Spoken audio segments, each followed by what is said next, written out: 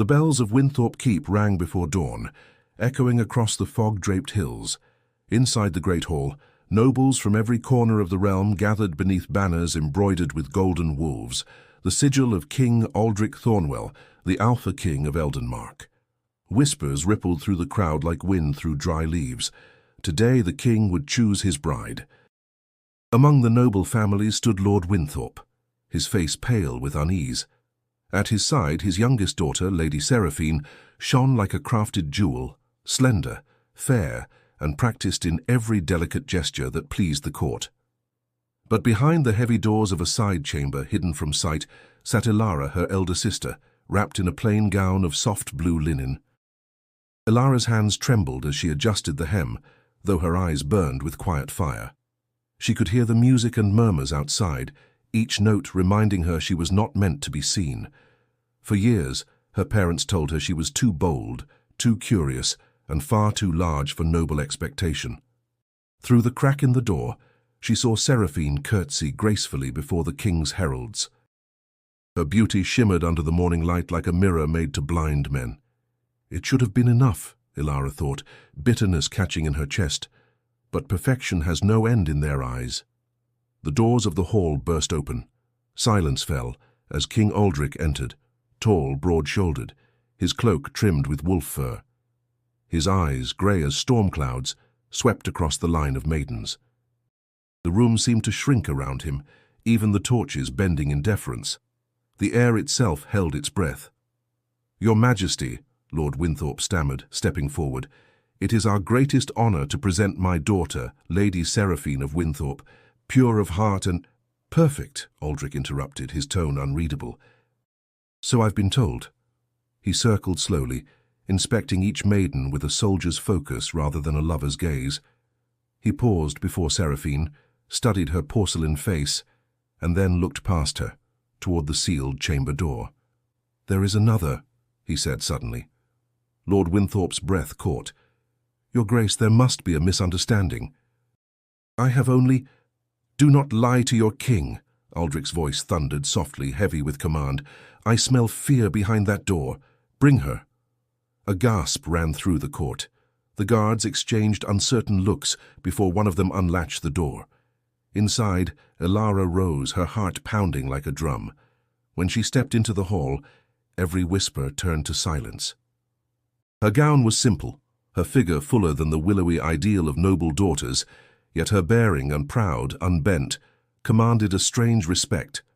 Her hair, dark as night ink, cascaded over her shoulders, framing eyes that refused to bow. "Lady Elara," the king said, his voice softer now. "Why did they hide you?" "Because I do not fit their measure of beauty," she answered, chin lifted. A murmur swept through the court, scandal and awe in equal parts. Aldric studied her for a long moment. His expression, once cold, shifted into something that unsettled even his counselors. "The court offers flawless virgins," he said, his gaze locked on hers. "But I choose truth." The hall broke into chaos. Voices rose, protesting, begging him to reconsider. Elara stood frozen, unsure whether to feel honored or mocked. Aldric raised a hand, silencing the storm. "Let it be written," he declared. "The Alpha King has chosen his bride." In that moment, Elara realized the world she had been hidden from would now consume her whole. But deep within her a spark ignited, one that neither shame nor fear could extinguish. As the heralds cried out her name, the echo filled every corner of the hall, mingling with gasps and outrage. And somewhere among the stunned faces, a single question lingered. Why her? Before the story of the hidden sister truly begins, make sure you're here for every revelation that follows. Subscribe and stay to witness how a choice born of defiance reshapes a kingdom. The great hall remained stunned in the echo of the king's decree. The scent of incense and wax hung thick in the air, yet beneath it pulsed something raw: disbelief, fear, envy. Elara stood at the center of it all, her pulse quick and sharp in her throat. Her father's voice trembled as he bowed before the king, muttering pleas that dissolved into silence. Seraphine's eyes, once soft with practiced innocence, glimmered with something colder now. She reached for Elara's hand, but the gesture was brittle. "Sister," she whispered, "this is madness. Say no before he ruins us both." Ilara looked at her, at the delicate beauty their parents had paraded like a prized relic, and felt pity instead of envy. "I did not ask for this," she murmured. "Nor do I know why he did." The king descended the dais with slow, deliberate steps. The hush deepened. Even the banners seemed to still. He stopped only a few feet from her. His voice, when it came, was low, the kind that carried power even without force. "They hide what they fear," Aldrich said. "You stood in the dark, yet the court could not look away once light touched you. Tell me, Lady Ilara, do you fear me?" Ilara's breath caught. Her every instinct screamed to bow, to soften her words, to survive. Yet something in his eyes, weary, curious, unyielding, pulled truth from her tongue. "I fear only what I do not understand," she said quietly. A faint smile ghosted across his face. "Then perhaps we both stand in unfamiliar ground." Gasps rippled through the courtiers. Whispers like serpents slithered between them. Witchcraft, arrogance, ruin. Aldrich ignored them. He gestured toward his steward. "Prepare chambers for Lady Ilara within the royal wing. She is under my protection." Lord Winthorpe fell to his knees. "Your Majesty, I beg you, reconsider. She is unrefined. She speaks without restraint." Aldrich's gaze turned to steel. "Then she will learn among those who have never known honesty." The hall fell silent once more. Ilara's heart hammered as she met the king's eyes, searching for mockery, but finding none. Only a strange stillness, as though he saw past the silken ceremony into something she herself had long buried. When he turned and strode toward the doors, his guards followed in rigid formation. Before leaving, he paused. "3 days from now, we ride for the capital. Let no one question my word again." The doors closed behind him, with a thunder that seemed to seal Ilara's fate. In the stunned quiet that followed, Seraphine's voice broke, trembling. "You've doomed us all, Ilara." Ilara's hands shook, but she didn't answer. Her father stormed out and nobles began to murmur again, their words weaving new rumors before the king's shadow had even faded. Left alone near the hearth, Ilara stared at the fire. She had been hidden her whole life, shamed into silence, told to shrink. And now, with a single sentence, the most feared man in the realm had dragged her into the light. Part of her wanted to flee. Another part, the one that had always questioned, always dreamed, whispered that this might be her one chance to live without apology. From the corner, a familiar voice spoke softly. "You should not be afraid, my lady," said Lord Rowan, her father's sworn knight. His expression was torn between duty and something deeper. The king sees more than most, perhaps more than he should. Ilara met his eyes, and for a heartbeat, the hall's chaos fell away. "He sees a mistake," she said bitterly. Rowan hesitated. "Or perhaps he sees what the rest of them were too blind to value." She wanted to believe him. But outside the bells rang again, this time not for celebration but for order. Guards sealed the gates. Servants scurried to obey the king's command. By dusk, the court already whispered her new title, the Unwanted Bride.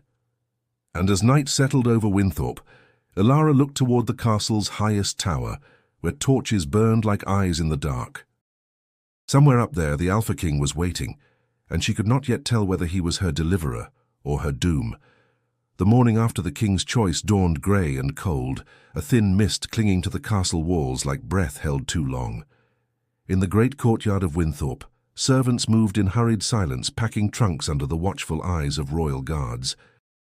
The king's decree had arrived at sunrise, sealed in black wax marked with the wolf crest. It bore only 12 words. "By royal order, Lady Ilara of Winthorpe shall wed the king." Ilara read the message 3 times, each word sinking heavier than the last. Her father refused to look at her. "You've cursed this family," he muttered, his voice sharp enough to cut. "We'll be laughed out of every noble court in the realm." She wanted to shout that she hadn't asked for any of this, that she would give it all back if she could, but her throat felt sealed by something stronger than fear, the weight of destiny perhaps, or shame she no longer knew how to shed. Outside her chamber, Seraphine waited, arms crossed, eyes gleaming like cracked glass. "You think you've won," she said quietly, "but you're just another pawn. When he's done proving a point, he'll discard you like the rest." Ilara's voice came steadier than she expected. "Maybe, but I'd rather be discarded for who I am than loved for a lie." Seraphine flinched. For a heartbeat, the softness of the sister they once were flickered across her face, then vanished. She turned away, her footsteps fading down the corridor. The sound of hooves filled the courtyard as the king's retinue arrived. Aldrich dismounted with the same silent authority that had stilled the hall days before. Every movement of his armor spoke of strength contained, not flaunted. When his eyes found Ilara at the top of the stone steps, he inclined his head slightly, not as a monarch to a subject, but as one equal acknowledging another. "Your family has been informed," he said. "You will leave for Eldenmark within the hour." Ilara met his gaze, her fingers tightening around the parchment. "Your Majesty, why me?" "You could have any woman you wished." Aldrich studied her, the faintest hint of thought shadowing his expression. "Because the ones I could have," he said, "would never dare to ask that question." The answer left her breathless. He turned before she could speak again, issuing orders to his captain. Inside the keep, murmurs spread like wildfire. Nobles whispered that the Alpha King had lost his senses, that a curse must have taken hold. Others claimed he sought to humiliate the Winthorpes for some unspoken slight. Whatever the reason, by noon the decree was read aloud to the court, the words echoing through every hall. "Lady Ilara of Winthorpe is to be crowned Queen Consort upon the next full moon."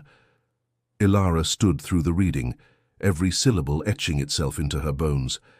Around her, eyes burned with envy, hatred, or pity, yet none dared speak against the king. As the gathering dispersed, Queen Mother Isolde emerged from the shadows of the balcony.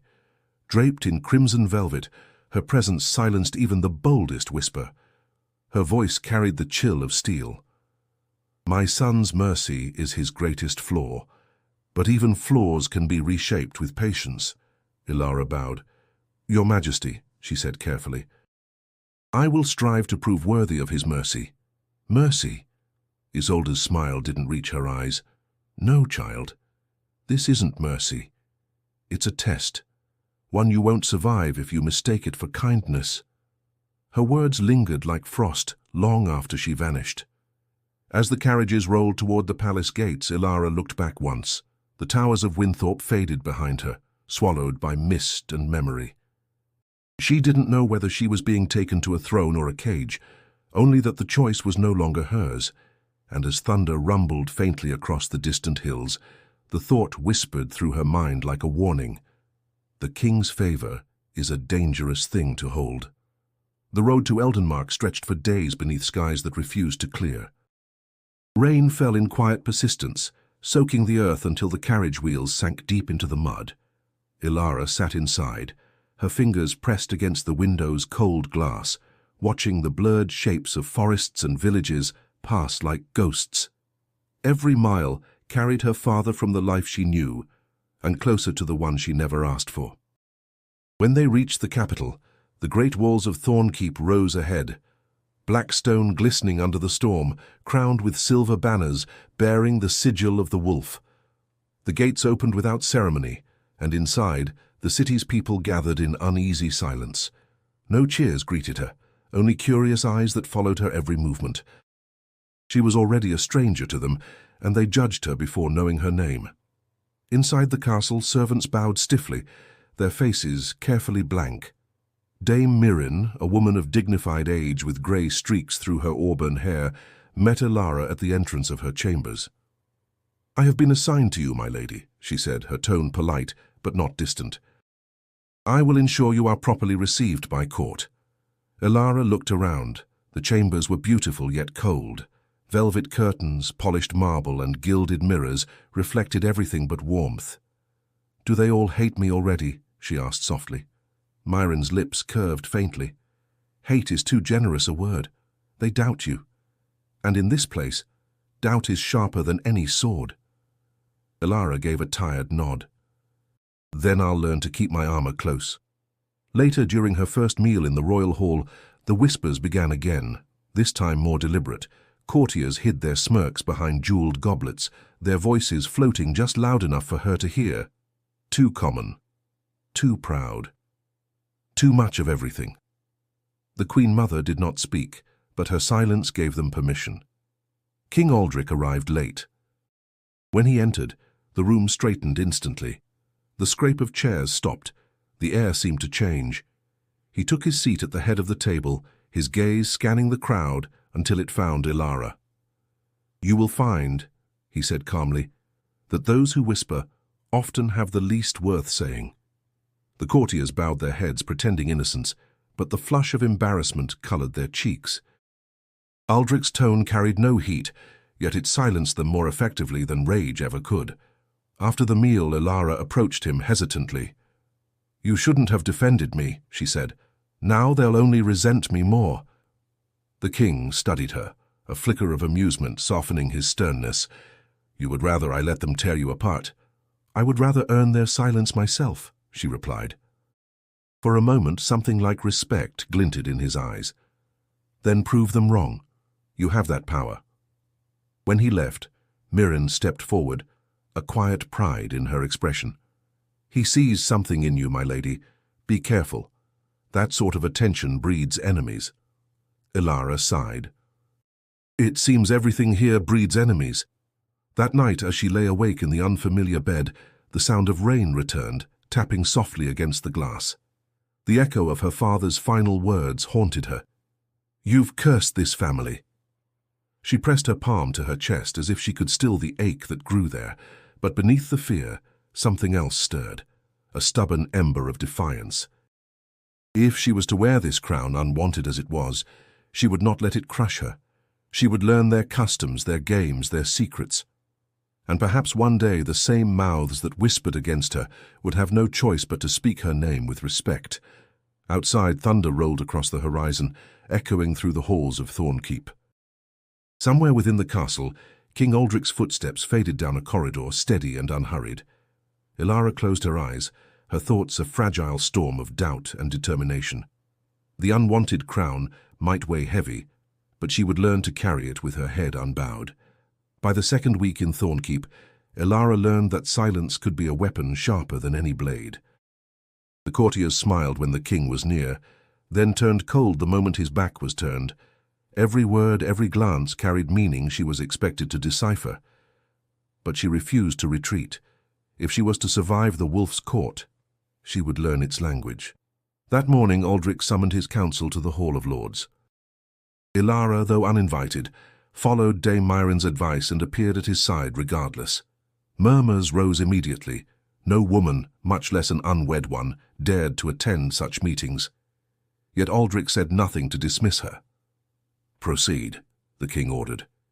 His voice filled the room, low and calm, yet commanding absolute attention. The advisers began discussing trade routes and border tensions. Elara listened, piecing together the rhythm of politics, pride, fear, ambition. When Lord Caro, an aging noble with jeweled rings, complained about peasant insolence and overpaid craftsmen, she spoke before thinking. "Perhaps, my lord, if the peasants are overpaid, it's because they're doing the work no one else will." The hall went still. All eyes turned to her. Myron's quiet gasp reached Elara's ear, but Aldric only leaned back in his chair, studying her. Caro sneered. "And what would you know of labor, my lady?" Elara met his gaze without flinching. "Enough to know that when the hungry stop working, even gold loses its shine." A tense pause followed. Then, to everyone's shock, Aldric's mouth curved into the faintest smile. "Spoken like someone who understands the pulse of her people," he said. "Perhaps our council has grown deaf." Caro bowed stiffly, face flushed with humiliation. The meeting continued, and though Elara said little more, her words lingered. When it ended, Aldric dismissed the lords and turned to her. "You shouldn't have interfered," he said quietly. "I spoke truth," she replied. "And truth has teeth," he murmured. "In this court it bites the one who dares to bear it." His tone was neither scolding nor gentle, something in between. She couldn't decide if it was warning or admiration. Later, walking through the courtyard gardens, Ilara found Miran waiting beneath a frost-covered arch. "You've made an impression," the older woman said. "Half the court now fears you, and the other half hopes to use you." Ilara sighed. "And what of the king?" Miran's gaze softened. "He watches you, as if trying to remember something he lost long ago." Before Ilara could answer, the chapel bells rang, sharp and urgent. A messenger arrived, kneeling before the king who had just entered the garden. "Your Majesty," he said breathlessly, "rebels in the western provinces demand relief. They claim starvation drives them to defiance." Aldrich's expression darkened, but not with rage, with weariness. "Prepare the council again," he commanded. "If the nobles will not listen to reason, they will listen to results." Ilara hesitated, then stepped forward. "May I speak?" He looked at her, surprised. "You could send soldiers," she said, "but you'll only feed rebellion with fear. Send food instead. Let them see your strength in mercy." The nearby courtiers exchanged nervous glances, but Aldrich's eyes held hers a moment longer. "Mercy," he repeated softly, as though tasting the word.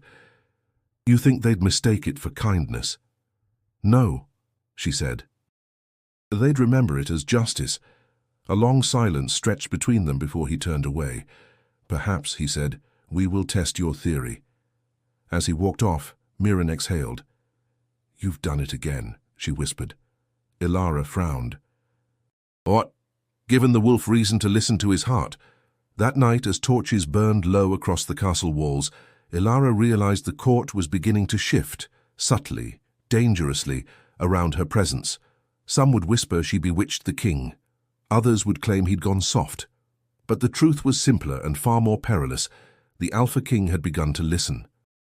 Snow fell over Thornkeep like sifted ash, softening the sharp edges of stone and silence alike. Winter had arrived swiftly, and with it came the Queen Mother's cruelty, disguised as tradition. Every corridor whispered of another lesson Ilara would have to endure. The royal court, it seemed, had no shortage of tests for its future queen. That morning, Dame Miran entered her chamber with an apologetic sigh. "Her Majesty requests your presence at the grand banquet tonight," she said. "It's meant to introduce you properly to the nobles." Ilara closed the book she'd been reading, a history of Eldenmark's earliest queens. "Introduce," she repeated, "or humiliate?" Miran hesitated. "Perhaps both." "The Queen Mother believes refinement is proven under pressure." Ilara smiled faintly. "Then I suppose I should thank her for the opportunity." By evening, the castle glittered with candlelight. Tables overflowed with roasted game, candied fruits, and silver goblets brimming with spiced wine. Nobles filled the hall with laughter too sharp to be sincere. At the far end sat Queen Mother Isolde, radiant in crimson silk, her jeweled crown glinting like the warning of a blade. When Ilara entered, the conversations faltered. She wore a gown of deep midnight blue, unadorned but striking. The murmurs began instantly. Too plain. Too bold. Too different. She heard them all, but lifted her chin higher. Isolde's smile was honeyed venom. "Lady Ilara," she said, her tone dripping with feigned warmth, "do join us. I trust the seamstresses had enough fabric for your dress?" Laughter rippled through the crowd. Ilara paused only a heartbeat before replying. "They did, Your Majesty, though I fear they ran short of courage while fitting it." The laughter stopped. Isolde's expression froze, though her eyes glittered dangerously. Aldrich, seated beside her, said nothing, but a faint smirk ghosted across his lips.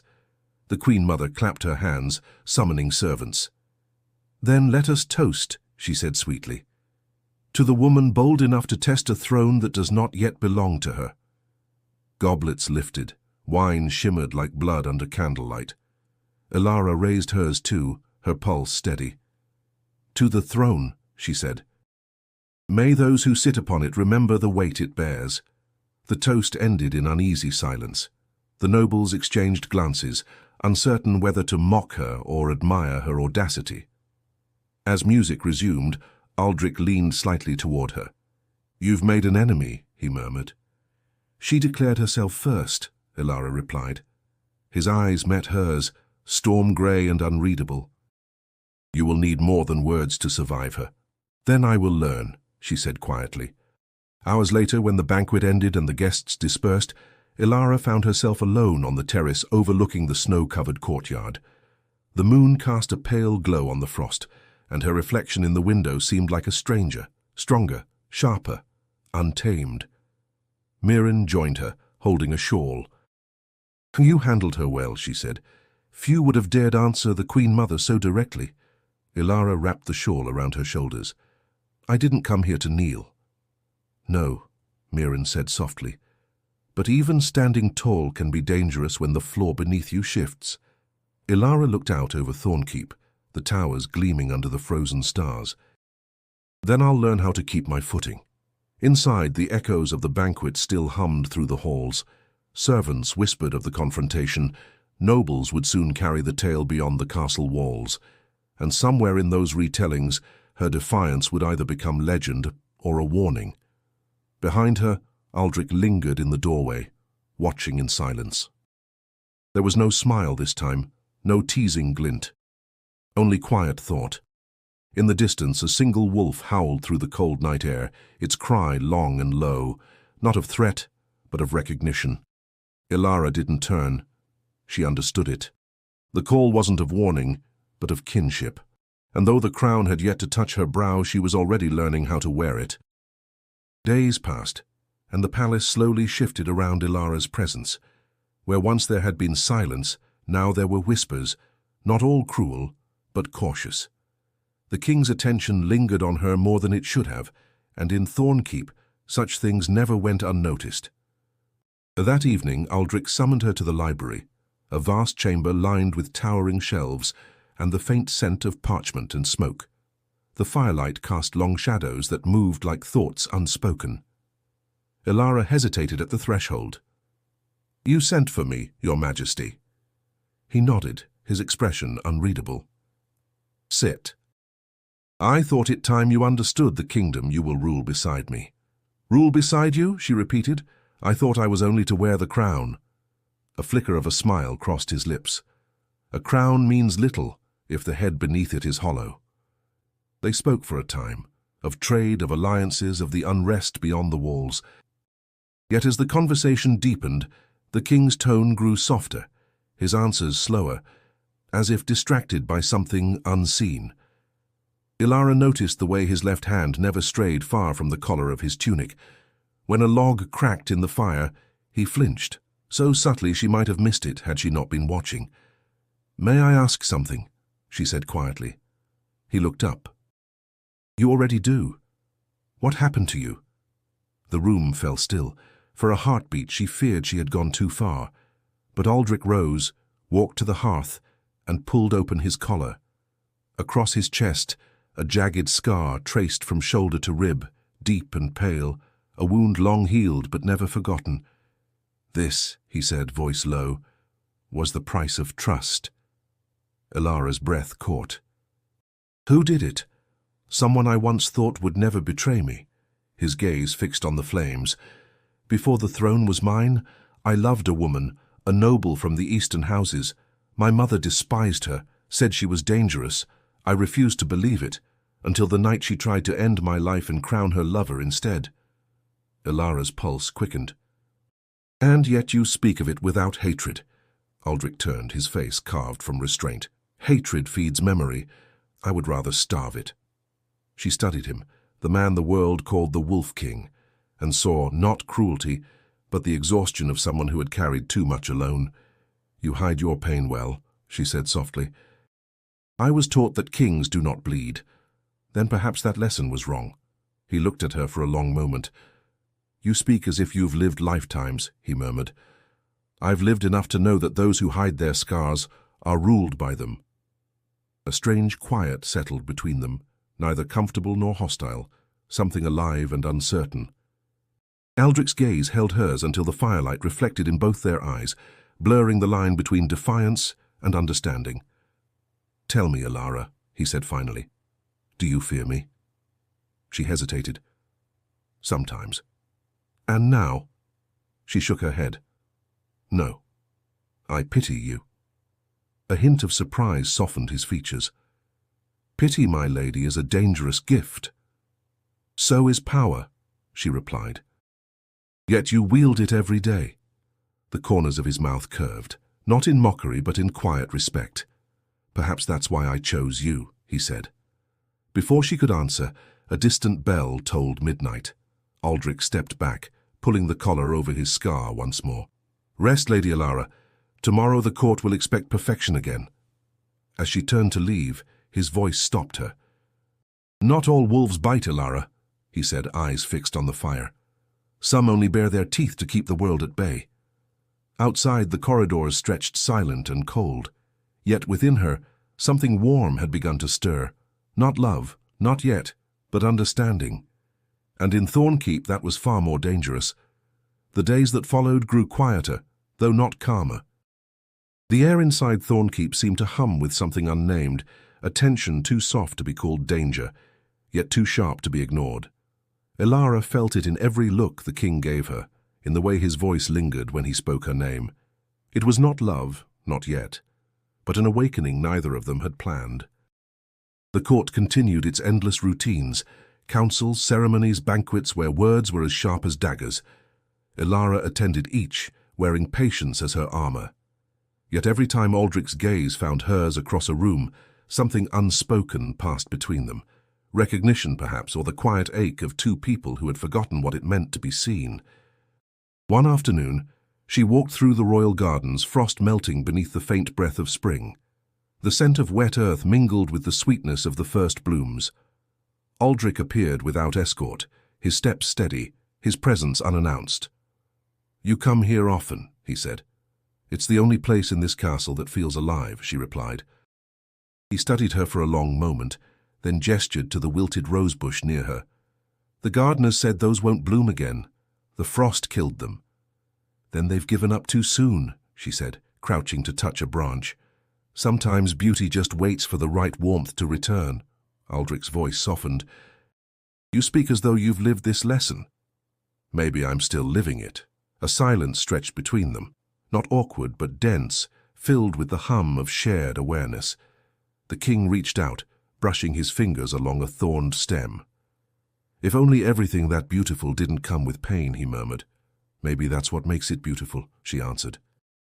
His eyes lifted to hers, and for the first time Alara felt the full weight of his attention, not as a ruler but as a man stripped of titles. The world narrowed to the faint crackle of wind through the hedges and the rhythm of their breaths. Aldrich stepped closer, his expression unreadable. Do you know what the court says about you? I've learned not to listen, she said, though her pulse betrayed her calm. They say, you've bewitched me. She smiled faintly. Have I? He hesitated, then shook his head. No, you've simply reminded me that I'm still human. The words struck her harder than she expected. For a heartbeat she forgot to breathe. And is that a gift or a curse? Both, he said quietly. The sound of footsteps broke the moment. Servants passed nearby, carrying trays of wine for the evening feast. Aldrich stepped back, his composure returning like a cloak thrown over vulnerability. Tomorrow, he said, the council meets again. I'd have you attend. I want them to hear your thoughts on the relief charters. Alara inclined her head. As you wish, Your Majesty. He studied her once more, a look that felt like a touch, before turning away. That night, she couldn't sleep. The fire in her chamber burned low, and her mind replayed every word, every glance. She told herself it was foolish to dwell on it, that kings did not fall for women like her. Yet the memory of his voice, quiet, uncertain, human, refused to fade. Outside, the wind howled through the towers, carrying the scent of rain. She rose and stood by the window, staring out at the flicker of torches below. Thornkeep no longer felt like a prison. It felt like the edge of something dangerous, something alive. In the darkness, she whispered to herself, You wanted to survive this court, Alara, not feel it. But survival, she realized, had changed its meaning. The Alpha King had begun to unlearn his solitude, and she, her fear. Between them, something fragile had taken root, like a rose daring to bloom through frost. The spring thaw had softened the stone paths of Thornkeep, but not the hearts that walked them. As Ilara's presence in the court grew more solid, so too did the resistance against her. Whispers now came wrapped in silk and smiles, but their sharpness had not dulled, only hidden better. In the shadowed halls of the Queen Mother's wing, Seraphine stood cloaked in silk and bitterness. Her eyes, once full of sweetness, now glinted with ambition and envy. "You summoned me," she said coolly. Queen Mother Isolde turned from the window. "I hear your sister's voice echoes louder in council than it should. The king listens too closely. That cannot continue." Seraphine's jaw tensed. She was meant to be forgotten, not worshipped. Isolde poured wine into a silver goblet. "Do you still want the crown?" "I want what should have always been mine," Seraphine replied. "Then help me remove the obstacle." That same evening, Ilara was walking the outer gardens alone, her thoughts circling the quiet moments with Aldrich, the strange new softness between them. She barely noticed Lord Rowan until he stepped from the shadows. "I should escort you back," he said. "You've been avoiding me," she answered without turning. He hesitated. "The more you rise in his favor, the more they whisper. And when they whisper of you, they threaten me." "You think I enjoy this?" she snapped. "Being watched like a fox in a henhouse?" "No," he said gently. "I think you never asked for any of it. And yet here you are, surviving." Their eyes met, and for a heartbeat silence wrapped around them, but footsteps interrupted the moment. A guard approached in haste. "My lady, you are summoned to the High Court chambers, immediately." Confused, Ilara followed, Rowan at her side. Inside, the room was cold despite the fire. Lords stood stiffly, their expressions masked in practiced neutrality. Isolde sat near the dais, calm and unreadable. A scroll was handed to the king. He unrolled it and read aloud. "It has come to this council's attention that Lady Ilara of Winthorpe has conspired with foreign emissaries to influence matters of succession. Treason." Gasps filled the room. Ilara's breath vanished. "What is this?" Isolde stood slowly. "We found letters, sealed in your name. They speak of betrayal, of power seized through manipulation." "They're lies," Ilara said, her voice cracking. "I wrote no such letters." A guard stepped forward, holding the parchment. It bore her seal, her handwriting, her name. "No," she whispered. "This isn't mine. Someone forged this." Aldrich's face was stone, unreadable. Rowan stepped forward. "I vouch for her." "She's no traitor." Caro, ever the vulture, hissed. "Of course you'd defend her. The two of you are far too close." Rowan's fists clenched. "That's a coward's accusation." Aldrich raised a hand, silencing the room. He looked directly at Ilara. "Did you write these?" She stared back at him, tears burning her eyes. "No, you know I didn't." His expression didn't change. "Place her in the tower," he ordered, "until we uncover the truth." Ilara's knees nearly buckled, but she held herself upright as guards seized her arms. Rowan tried to protest, but was held back. As she was dragged from the room, her gaze found Aldrich's one last time. He did not look away, but he did not stop them. The door slammed shut behind her. And in the cold silence of the tower, with chains around her wrists and betrayal thick in the air, Ilara realized the crown had never been hers to hold. But now, stripped of everything but her name, she swore she would uncover the truth. Even if it meant turning the entire court against itself. The tower walls dripped with cold, the stones slick from years of storm and silence. Ilara sat shackled beneath a narrow window, her wrists bruised where iron bit into flesh. Beyond the bars, the sky remained the same, grey, dispassionate, untouched by her pain. No word came for 2 days, no food except crusts and broth, no visits, not even from Myron or Rowan.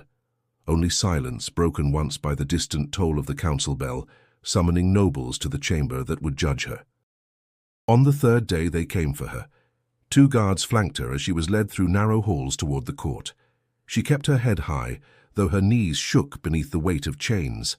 The corridor widened into the throne chamber, packed with lords, ladies, and watching eyes. Queen Mother Isolde stood in her usual place, regal and unmoved. Seraphine sat to the side, her face carved into a picture of practiced sorrow, and on the throne, Aldrich. His face was unreadable, carved in stone, lips set in a line that gave away nothing. The High Chancellor stepped forward. "Lady Alara of Winthorpe, you are accused of treason against the crown, conspiracy with foreign enemies, and manipulation of royal council. How do you plead?" "I plead," she said, her voice steady, "that this is a lie born of fear." Gasps murmured through the court. She turned to the crowd, sweeping them with her gaze. "I have done nothing but speak plainly and act with the integrity this court lacks. And for that I was made a threat." "You deny writing the letters?" the Chancellor asked. "I deny giving anyone reason to doubt my loyalty," she answered. "Why would I need to forge influence when the king himself asked for my counsel?" Seraphine stood. "Because influence isn't enough for a woman like you," she said, voice trembling with false hurt. "You always wanted more. Even as children you—" "I wanted to be seen," Alara interrupted. "Not favored, not praised. Just seen." She turned to Aldrich then. "And you did see me, didn't you?" He didn't answer. The Chancellor motioned to the guards, who brought forth the forged letters. Each bears her seal, her script, her language. Alara looked at the parchment. It was perfect, terrifyingly perfect. "Anyone can learn how I write," she said. "Anyone with access to my quarters. Anyone with a motive." She turned her gaze to Seraphine. "You've always hated that I wouldn't play the game." "I wanted what you stole," Seraphine snapped. "The crown, the court's attention, his attention. I was the one prepared, the one trained." "You were the one willing to be shaped by others," Alara said quietly. "And I was the one they couldn't mold." The court fell silent. Isolde stepped forward now, her voice low but commanding. "This is not a forum for emotional theatrics. It is a matter of state." Ilara's eyes narrowed. "Then let's speak plainly of state. You fear a woman who speaks truth in a room of cowards." Aldrich's eyes finally met hers. And in that single look, Alara saw what she needed. Not certainty, not comfort, but doubt. Doubt in the lies spoken against her. After a long pause, he rose. "Enough." His voice dropped like thunder. "There will be no execution, no banishment, not until the truth is uncovered by my own hand." The court erupted in voices, some outraged, others relieved. "I will find the forger," Aldrich declared. "And if Lady Alara is innocent, the ones who framed her will answer with more than exile." Ilara's chains were not removed, but she was no longer condemned. She was escorted back to the tower, not as a prisoner awaiting judgment, but as a key witness in a court still spinning with venom. And in her heart, the ember of hope flickered, not because the king had saved her, but because the truth had begun to burn.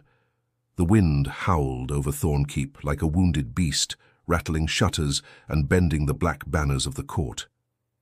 In the highest tower, Alara watched the storm from behind cold iron bars, her breath visible in the air. Snow fell again, thick and fast, but the silence that followed the trial was louder than the storm. No guards spoke to her, no councillors visited, even Dame Mirren had vanished from her days. Alara sat alone, but not broken. Not this time. 3 nights after the trial, the door to her cell opened without warning. It wasn't a guard, it was Aldrich. He dismissed the guards with a wave and stepped inside, closing the door behind him. His cloak was dusted with snow, his jaw dark with sleepless stubble. For the first time, he looked less like a king and more like a man torn in half. Alara stood slowly. "You said you would find the truth, have you?" He didn't speak at first. He looked at her. Truly looked. Not as an accusation. Not as an obligation, but with something else entirely. "Seraphine confessed," he said finally. "She forged the letters, under my mother's orders." Ilara's knees nearly gave out. "Why?" she breathed. "Because she hated that I chose you," he replied, "and because my mother feared what you represented, a queen who doesn't bend." Alara turned to the wall, eyes stinging. "So I was never a traitor." Just inconvenient. Aldrich stepped closer. You were dangerous because you told the truth in a place that survives on lies. She faced him again, her voice trembling. And now? I banished Seraphine this morning, he said, and I stripped the Queen Mother of her council seat. She is confined to her wing. Her titles honored, but her influence ended. Shock froze her. You chose me. I chose justice, he said, and with it I chose you. Silence stretched between them.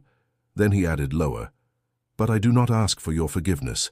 I let you be chained when I should have stood beside you. That shame is mine to carry. Elara stepped closer. You didn't betray me. But you hesitated, and that nearly broke me. I know.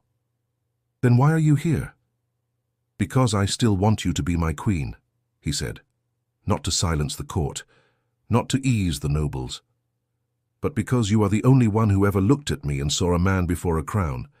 The walls between them cracked, not fully, not cleanly, but enough. And what do you see when you look at me now? She asked. I see the fire that nearly burned my court down, and I see the only person who's ever made me feel human. She didn't answer right away, but when she finally spoke, her voice was softer than he'd ever heard it. Then let me walk out of this tower on my own, not as a woman you rescued, but as the woman you believe in. He nodded once. Then come. Your people wait. Together they descended the tower stairs side by side. The guards bowed without question. Servants watched in stunned silence. Word spread faster than breath. Elara was free. When they entered the throne hall, the nobles fell silent. Aldrich didn't wait. He raised his voice. Let it be known, Lady Elara of Winthorpe has been absolved of all charges. Those who moved against her will face the law they sought to twist. He reached for her hand, not to pull her forward, but to steady himself beside her. And in 7 days' time, he declared, she will be crowned Queen of Eldenmark. The hall erupted, some in joy, some in protest, but none could deny what had been decided. In the midst of it all, Elara stood with her shoulders high and her heart quiet. She had not been chosen for beauty, not for obedience, but for truth, and now that truth would wear a crown. Thunder cracked above Thornkeep as storm clouds rolled across the skies, black and swollen with rain. The tension inside the castle mirrored the weather, thick, uneasy, and ready to erupt.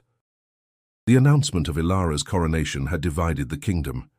Nobles wrote frantic letters, messengers galloped between keeps, and in the dark corners of the realm, rebellion stirred. Elara stood before a narrow mirror in her chamber, not in royal silks, but in the travel-worn cloak she'd brought from Winthorpe.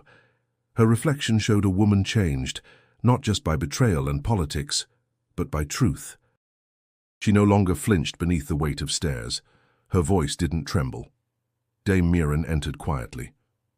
The Western Lords have declared open defiance. They will not accept your coronation. They claim your rise dishonors tradition. Elara didn't blink. Then they fear a queen who thinks. They fear a queen who wasn't chosen by blood, Mirren said, but by the will of a king. Elara turned. They'll try to stop it. They're already marching. Within hours, Thornkeep's outer towers rang with alarms. Riders approached the capital, banners not of enemies, but of dissenters, nobles who refused to bow. Aldrich met with his captains in the war chamber, maps unrolled, voices sharp with strategy. Elara entered without permission. Let me speak to them. The room fell silent. Lord Carrow scoffed. Speak to traitors. Shall we send you with a gift basket too? Aldrich raised a hand. Let her speak. Elara looked directly at him. Your sword may stop their march, but only a voice will stop their cause. Aldrich studied her. Then speak. But if they raise a blade, I won't hesitate to strike back. They won't raise a blade, she said. Not if someone speaks their language. She left before anyone could argue. With Rowan at her side, she rode to the gates where the rebel party had halted. Rain lashed against her cloak. Mud soaked her boots. But she didn't slow. Lord Varin, a hardened noble with fire-red hair and a face like carved oak, met her at the front. You're bold to meet us without an army, he growled. I don't need an army to speak the truth, Elara replied. You weren't chosen by the people, or the gods. You were hidden in shame. Now you sit beside the king and call yourself queen." "I never called myself queen," she said. "I was named by the one your laws gave the right to choose, not because I bent to him, but because I didn't." Varen's eyes narrowed. "Words won't change the bloodlines." "No," she said, "but maybe they'll change what you teach your daughters. That worth is not in bone or birth, but in how you stand when the world pushes back." The rebels muttered. Ilara stepped forward. "You came with fury. I came with nothing but words. If that doesn't speak power, then what does?" Silence fell. And then Rowan stepped beside her, drawing his sword, not in threat but in salute. "I've served kings. I've fought beside men who claimed strength, but none have stood like her." A murmur rose from the crowd. Lord Varen exhaled. "You may not be the queen we wanted, but you're the one who stood when others would have knelt." He turned and signaled his men. "We'll not fight the crown today." As they dispersed, Ilara's knees threatened to give way, but she stayed upright until the last banner vanished. She turned to Rowan. "You didn't have to speak." "I did," he said, "because I know what I'd die for." The words were barely out when an arrow flew. It struck Rowan deep in the side, fired from the woods by a coward unwilling to accept peace. Ilara caught him as he fell, the blood hot against her hands. "Stay with me," she whispered. Rowan smiled faintly. "You stood alone. That was always enough." And with that, he was gone. The storm above finally broke. But the one inside Ilara had only begun.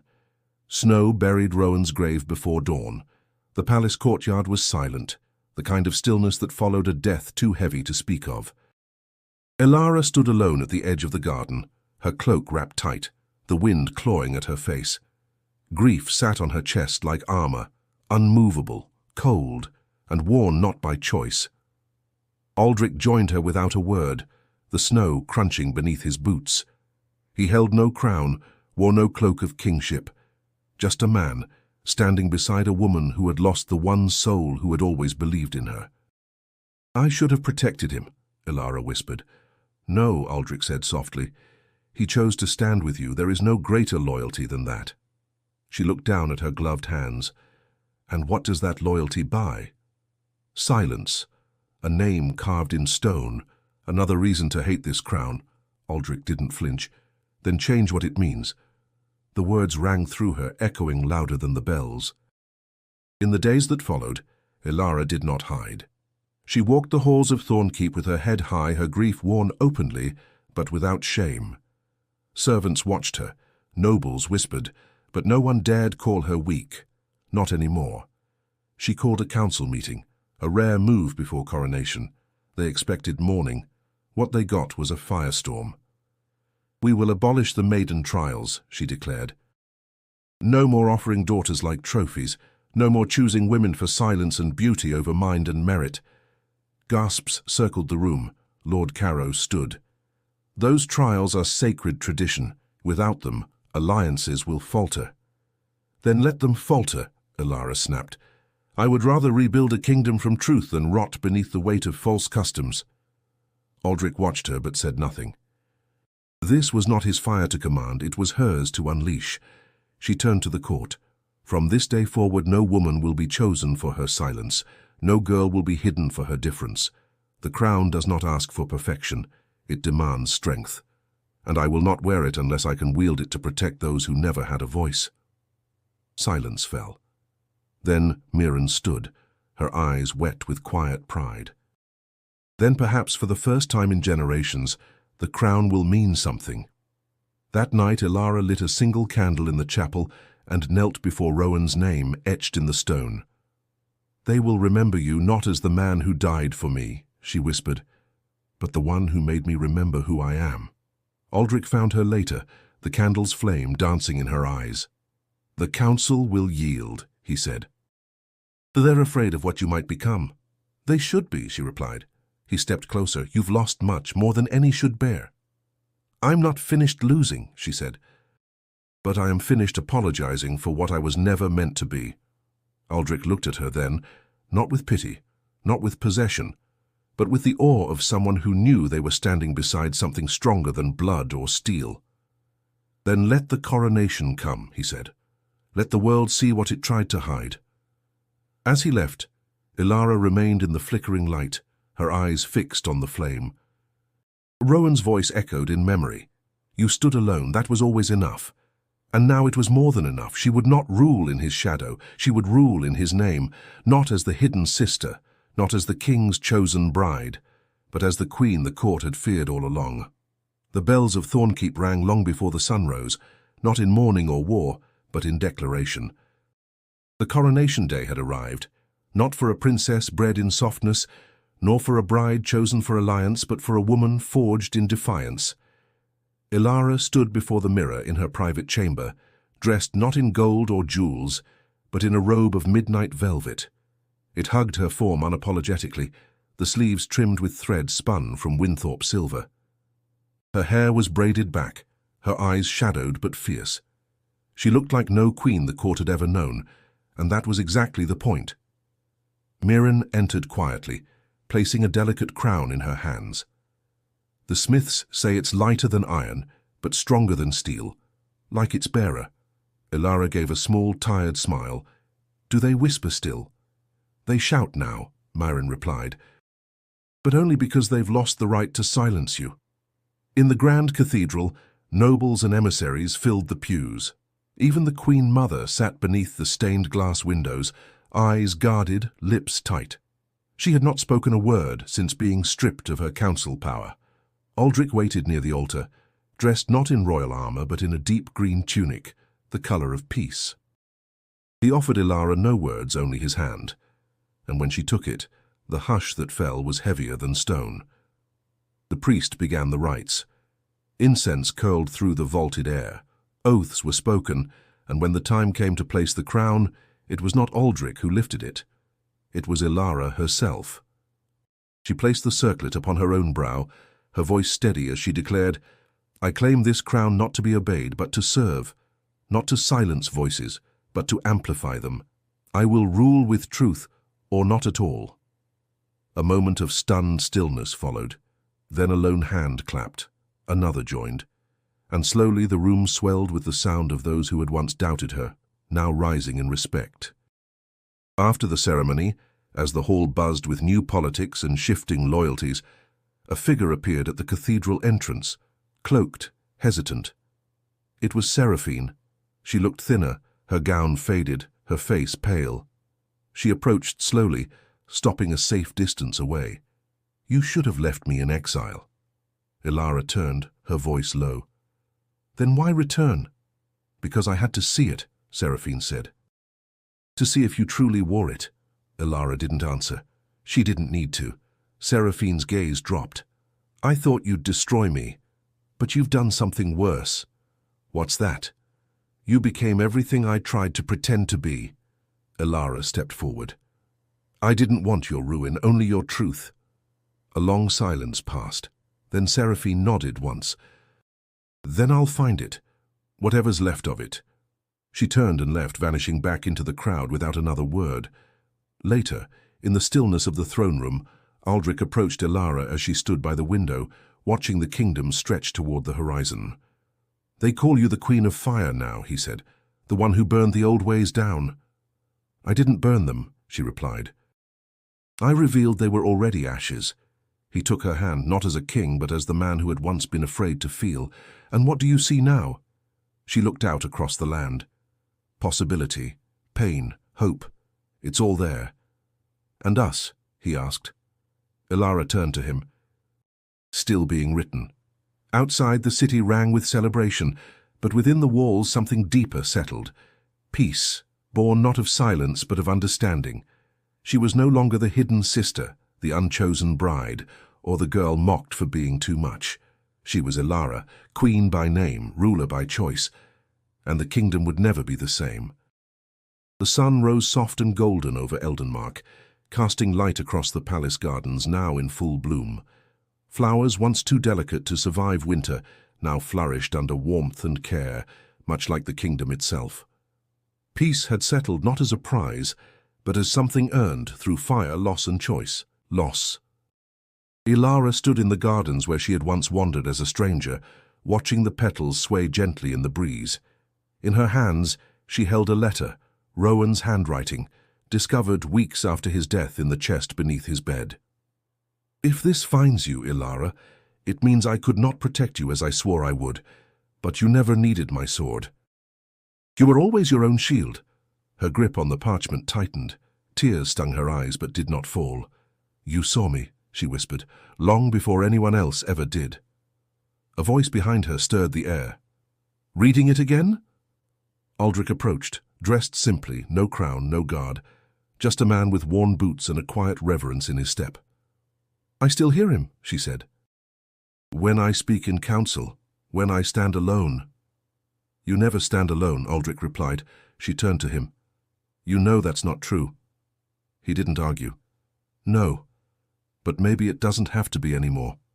They walked together side by side, not speaking for a long time. The silence between them had changed, no longer made of walls but of shared knowing. Later that morning, Ilara stood before the royal council, now rebuilt, rebalanced, filled with voices both noble and common. Her voice echoed strong across the chamber. "We will establish open forums in every province. Let the people speak, not just through taxes or oaths, but through ideas." A few nobles protested. She met their resistance with calm, relentless conviction. "I was once silenced," she said, "not for treason, not for weakness, but for being inconvenient. That ends now. No woman, no man, no child should be hidden because they do not fit the mold others demand." The chamber fell into thoughtful quiet. No vote was needed. Her word had become the will of the realm. In the weeks that followed, travelers came from far and wide, not to witness war, but to learn. Trade routes opened, schools formed, and Thornkeep, once a place of whispers and walls, pulsed with life. In the outer village, children ran through fields once marked by scars of rebellion. Old guards learned new songs. Elders told tales of a queen who had not bowed when the world tried to break her. One morning a girl approached the castle gates. She was young, round-faced, with strong shoulders and eyes that didn't yet know shame. She asked the guard, "Is it true the queen wasn't the prettiest? That she was too big, too loud, too... her?" The guard only smiled. "It's true she was all those things, and that's why she rules us now." Inside, Ilara knelt before a sapling recently planted beside Rowan's name. It would grow tall in the seasons to come, unshaped, untrimmed, strong in its wildness. She didn't wear her crown that day. She didn't need it. When Aldrich found her again, she looked up with a peace he hadn't seen before. "You once asked what I saw when I looked at the kingdom," she said. "Now I see a future that doesn't ask people to disappear. And when they ask who made it possible," she smiled, brushing dirt from her hands, "tell them a woman they tried to hide until she made herself impossible to forget." The story of Ilara, the hidden sister, the unwanted bride, the flame that rose from ashes, would echo through every hall and hearth. Not because she fit their vision of a queen, but because she burned that vision down and built something greater in its place. Before the next tale begins, don't forget to subscribe so you never miss the stories that rise from the fire.